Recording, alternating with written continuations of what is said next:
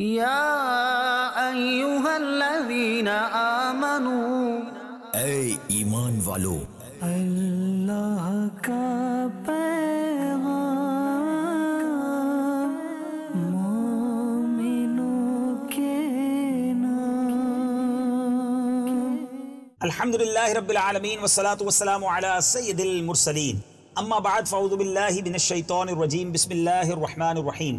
الصلاة والسلام علیکہ یا رسول اللہ وعلی آلکہ واصحابکہ یا حبیب اللہ، الصلاة والسلام علیکہ یا نبی اللہ وعلی آلکہ واصحابکہ یا نور اللہ۔ میٹھے میٹھے اسلامی بھائیوں اور مدنی چینل کے ناظرین، سلسلہ ہے اللہ کا پیغام مومنوں کے نام۔ اس سلسلے میں ہم قرآن پاک کی ایک آیت کی تلاوت، اس کا ترجمہ اور اس کی تفسیر سے چند مدنی پھول حاصل کرتے ہیں۔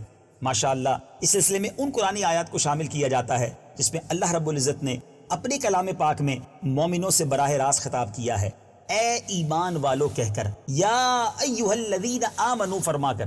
آئیے آج کون سی آیت سننی ہے؟ آج پارہ ہے تیسرا، آیت نمبر ہے 267 سورہ بقرہ۔ آئیے اس کی تلاوت بھی سنتے ہیں، پھر انشاءاللہ ترجمہ اور تفسیر قرآن سے چند مدنی پھول پیش کرتا ہوں۔ یا ایہا الذین آمنوا انفقوا من طیبات ما کسبتم ومما اخرجنا لکم من الارض۔ سبحان اللہ۔ اب ترجمہ کنز العرفان۔ اے ایمان والو، اپنی پاک کمائیوں میں سے اور اس میں سے جو ہم نے تمہارے لیے زمین سے نکالا ہے، اللہ کی راہ میں کچھ خرچ کرو۔ اب اس کی تفسیر کیا ہے؟ انفقوا من طیبات ما کسبتم، اپنی کمائیوں میں سے کچھ خرچ کرو۔ تفسیر صراط الجنان میں ہے، بعض لوگ صدقے میں خراب مال دیا کرتے تھے اور ان کے بارے میں یہ آیت نازل ہوئی اور فرمایا کہ اللہ تعالیٰ کی راہ میں اپنا کمایا ہوا پاکیزہ اور صاف ستھرا مال دیا کرو، نیز زمین کی پیداوار سے بھی راہ خدا میں خرچ کیا کرو، اور اللہ تعالیٰ کی راہ میں ناقص، گھٹیا اور ردی مال نہ دیا کرو۔ جب تم اللہ تعالیٰ سے اچھی جزا چاہتے ہو تو اس کی راہ میں مال بھی اعلیٰ درجے کا دیا کرو۔ غور کرو کہ جس طرح کا گھٹیا مال تم راہ خدا میں دیتے ہو، اگر وہی مال تمہیں دے دیا جائے تو کیا تم قبول کرو گے؟ پہلے تو قبول ہی نہ کرو گے، اور اگر قبول کر بھی لو تو خوش دلی سے نہ لوگے، بلکہ دل میں برا مناتے ہوئے لوگے۔ جب اپنے لیے اچھا لینے کا سوچتے ہو تو راہ خدا میں خرچ کرنے کے بارے میں بھی اچھا ہی سوچیے۔ بہت سے لوگ خود تو اچھا استعمال کرتے ہیں، مگر جب راہ خدا میں دینا ہوتا ہے تو ناقابل استعمال، ہماری زبان میں کہتے ہیں نا، گھٹیا پھینکنے والا جو چیز ہوتی ہے، بندہ کہتا ہے وہ راہ خدا میں دے دیں۔ یہ اس کے ان لوگوں کے لیے اس آیت میں عبرت ہے۔ اگر کوئی چیز فی نفس ہی تو اچھی ہے لیکن آدمی کو خود پسند نہیں تو اس کے دینے میں حرج نہیں۔ البتہ حرج وہاں ہے کہ جہاں چیز بھی اچھی نہ ہو اور اچھی نہ ہونے کی وجہ سے اسے بھی پسند نہ ہو اور اب وہ اسے راہ خدا میں دے۔ میٹھے اسلامی بھائیوں، اس آیت سے ہمیں کچھ مسائل بھی معلوم ہوتے ہیں۔ نمبر 1، اس سے کمانے کی اجازت ثابت ہوتی ہے۔ نمبر 2، آیت میں نفلی اور فرض صدقات دونوں داخل ہو سکتے ہیں۔ نمبر 3، اپنی کمائی سے خیرات کرنا بہتر ہے کیونکہ فرمایا اپنی کمائیوں سے۔ نمبر 4، مال حلال سے خیرات کیا جائے۔ نمبر 5، سارا مال خیرات نہ کرے بلکہ کچھ اپنے خرچ کے لیے بھی رکھے، جیسے کہ مما، اس میں سے، یعنی اس کا ترجمہ میں سے، کہ لفظ سے معلوم ہوتا ہے کہ اپنے مال میں سے، تو پورا مال خرچ نہ کرے، اپنے لیے بھی کچھ بچائے۔ زمین کی پیداوار سے بھی راہ خدا میں دیا جائے۔ ایک اور مسئلہ یہ سیکھنے کو مل رہا ہے کہ زمین کی پیداوار سے بھی راہ خدا میں دیا جائے، خواہ وہ غلے ہوں یا پھل، نیز پیداوار کم ہو یا زیادہ، بہر صورت دیا جائے۔ شان نزول، مختلف تفاسیر اور روایت کے لحاظ سے اس کے مختلف شان نزول ہیں۔ تفسیر روح المعانی میں اس کا شان نزول یہ ہے کہ حضرت علی رضی اللہ عنہ فرماتے ہیں کہ یہ آیت زکوٰۃ کے متعلق نازل ہوئی۔ کچھ لوگ اپنے خرموں کے 2 حصے کر دیتے تھے، یعنی کھجوروں کے 2 حصے کر دیتے، کھرے علیحدہ اور ردی علیحدہ، اچھے والے علیحدہ کر دیتے تھے اور جو پھینکنے والے ردی ہوتے تھے وہ علیحدہ کر دیتے۔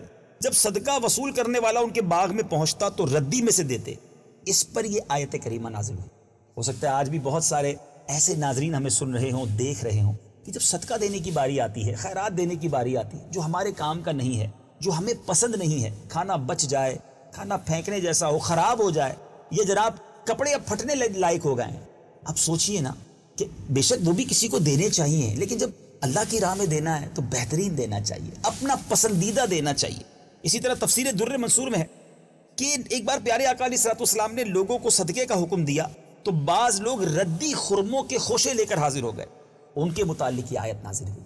تفسیر در منصور اور تفسیر کبیر میں کیا ہے کہ بعض روایتوں میں ہے کہ بعض انصاری ردی خرموں کے خوشے مسجد نبوی میں ٹانگ دیتے تھے تاکہ اصحاب صفہ کھا لیں، یعنی وہ کھجوریں جو تھی وہ ردی تھی۔ تو نبی پاک علیہ الصلوۃ والسلام نے جب ان میں سے کچھ خرمے جھاڑے اور فرمایا کیا ان کا خیرات کرنے والا ناقص ثواب ہی چاہتا ہے؟ تو اللہ کی راہ میں اچھا خرچ کریں، جیسا مجھے پسند ہے ویسا میں اللہ کی راہ میں خرچ کروں تو اس کی خوب برکتیں لوٹیں گے۔ تفسیر روح البیان میں ہے کہ حضرت ابن عباس رضی اللہ تعالیٰ عنہ نے فرمایا کہ صدقے میں خراب کھجورے خرچ کرتے، لہٰذا انہیں اس سے روکا گیا۔ اب سبحان اللہ، اس آیت میں مسلمانوں سے خطاب کیا گیا، اے ایمان والو کہہ کر خطاب کیا گیا۔ تو سبحان اللہ، اس سے مراد یہ ہے کہ کفار کیسا ہی نفیس مال خرچ کریں، اجر کے وہ ہرگز مستحق نہیں ہیں۔ یہ اجر، یہ ثواب، یہ نعمتیں جو ہیں یہ مسلمانوں کے لیے ہیں۔ سبحان اللہ۔ مفسر شہیر حکیم الامت حضرت مفتی احمد یار خان نعیمی اس آیت مبارکہ کی تفسیر کے تحت ارشاد فرماتے ہیں، ردی اور حرام چیزوں کے خیرات کرنے کا ارادہ بھی نہ کرو کہ تم خیرات تو ردی میں سے کرو، اور اگر تمہیں کوئی ردی چیز ہدیہ دے یا تمہارا کوئی حق آتا ہو وہ ردی کے ذریعے تمہیں ادا کرے تو تم کبھی نہ لو۔ ہاں اگر درگزر کر جاؤ، چشم پوشی یا رعایت سے کام لو اور قبول کر لو تو دوسری بات ہے۔ تو جو چیز تم لینا پسند نہیں کرتے وہ خدا کے لیے کیوں دیتے ہو؟ یقین رکھو کہ رب تعالیٰ صدقے کا محتاج نہیں ہے۔ جو ایسی ناکارہ چیزوں سے بھی خوش ہو جائے وہ بڑا غنی اور تعریف کے لائق ہے، یعنی ذات و صفات میں کامل ہے تو اس کی بارگاہ میں بھی کامل اور قابل تعریف چیز ہی پیش کی جائے۔ اس آیت کا ایک اور مطلب یہ بھی ہے کہ رب تعالیٰ غنی اور بندوں کے اعمال کی تعریف فرمانے والا ہے، تو چاہیے کہ قابل تعریف چیز اسے پیش کی جائے۔ یا اس آیت کا مطلب یہ ہے کہ رب تعالیٰ غنی اور بندوں کے اعمال کی تعریف فرمانے والا ہے، تو چاہیے کہ قابل تعریف چیز پیش کی جائے تاکہ دینے والے کی تعریف ہو۔ سبحان اللہ۔ اچھا، یہاں پر پاکیزہ کمائی سے خرچ کرنے کا ذکر ہے تو حدیث پاک سن لیجیے۔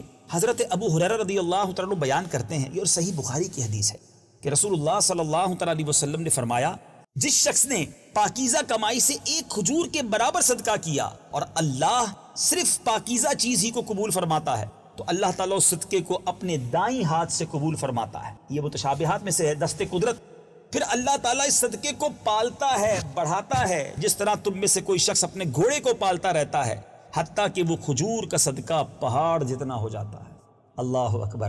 رزق حلال سے، پاکیزہ کمائی سے صدقہ دیں، اجر اس کا انشاءاللہ ملٹی پلائی ہو کر بہت زیادہ ملے گا۔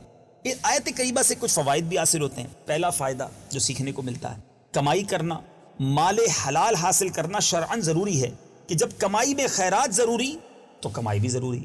دوسرا فائدہ یہ کہ حق والا اپنے حق میں رعایت بھی کر سکتا ہے کہ معیوب چیزیں لے لے اور پورے کا مطالبہ بھی کر سکتا ہے، یہ دونوں اس کو حق موجود ہے۔ بہرحال کیا خوبصورت آیت ہے، کتنا شاندار میسج ہے۔